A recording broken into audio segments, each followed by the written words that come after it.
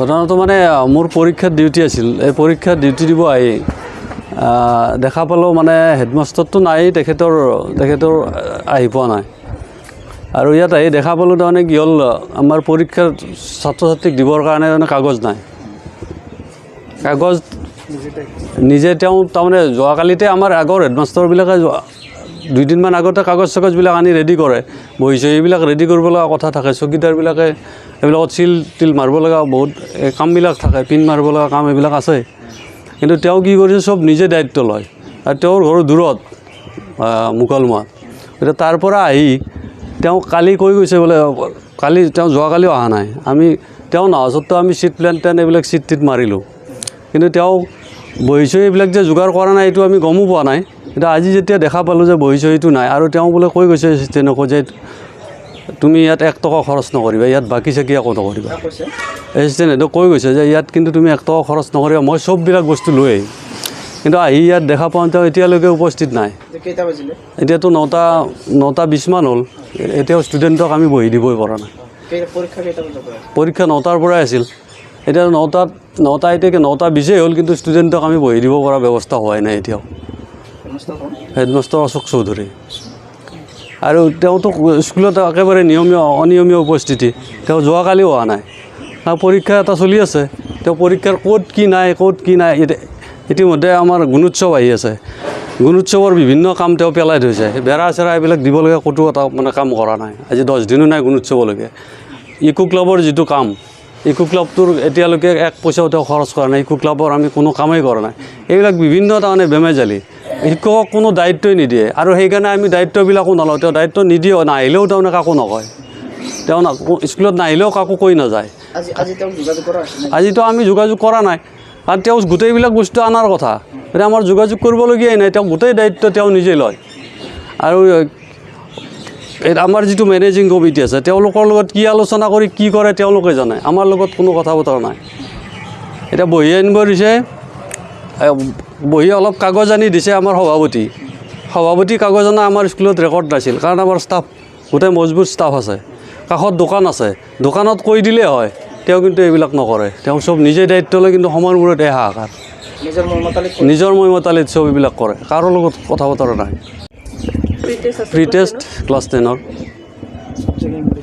English আছিল। আজি English আছে। পৰীক্ষা OMRত চলি আছে। OMR চিটটো দিয়া গৈছে। হ'ব লাগে, ছাত্ৰ ছাত্ৰী ভাল হ'ব লাগে, তেখেতসকলৰ ভৱিষ্যত ভাল হ'ব লাগে। কিন্তু প্ৰধানজনৰে যদি গুৰুত্ব নাই, তেখেতে মানে দায়িত্ব যদি নলয়, তেতিয়াহ'লে আমাৰ উন্নয়ন কেনেকৈ হ'ব, ছাত্ৰ ছাত্ৰী ভাল কেনেকৈ হ'ব? আজি প্ৰি বৰ্ড যেনিবা এক্সামৰ প্ৰথম দিন আছিলে। ছাবজেক্ট ইংলিছ আছে।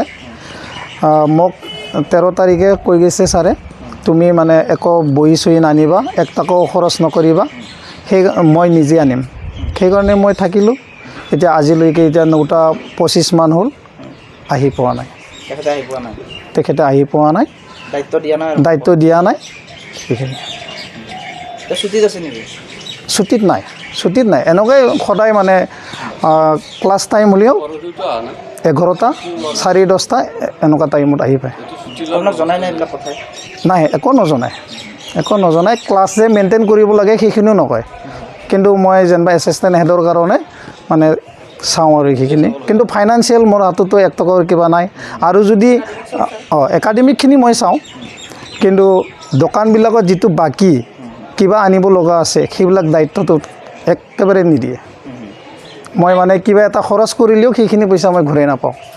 চিট প্লেনবিলাকৰ জেৰক্স মই নিজেই কৰিছোঁ, কিন্তু ছাৰেতো কৈ গৈছে যেনিবা 1 টকাও মানে খৰচ কৰিব নালাগে। তথাপিও মই চিট প্লেনৰখিনি আৰু যিটো প্ৰগ্ৰাম ওলাব লগা আছে, ডিউটি লিষ্ট ওলাব লগা আছে, সেইখিনি মই নিজেই প্ৰিণ্ট আউট কৰিছোঁ মোৰ পকেটৰ পইচাই দি। সেইখন গাজবাৰী হাইস্কুল।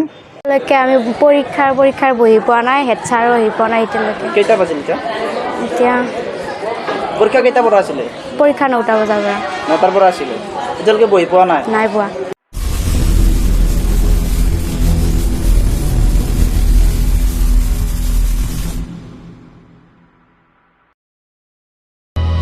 অসমবাসী তথা ডিমৰীয়াবাসীৰ বাবে সুখবৰ।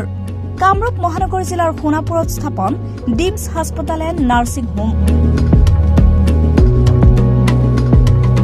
উপলব্ধ বিভাগসমূহ general medicine, gynaecology, general and laparoscopic surgery, orthopaedic surgery, paediatrics and neonatology, palliative medicine, pain clinic, dermatology, ENT, urology, দুৰ্ঘটনা আৰু জৰুৰীকালীন সেৱাৰ বাবে 24 ঘণ্টাই উপলব্ধ ডিমছ হাস্পতাল এণ্ড নাৰ্ছিং হোম।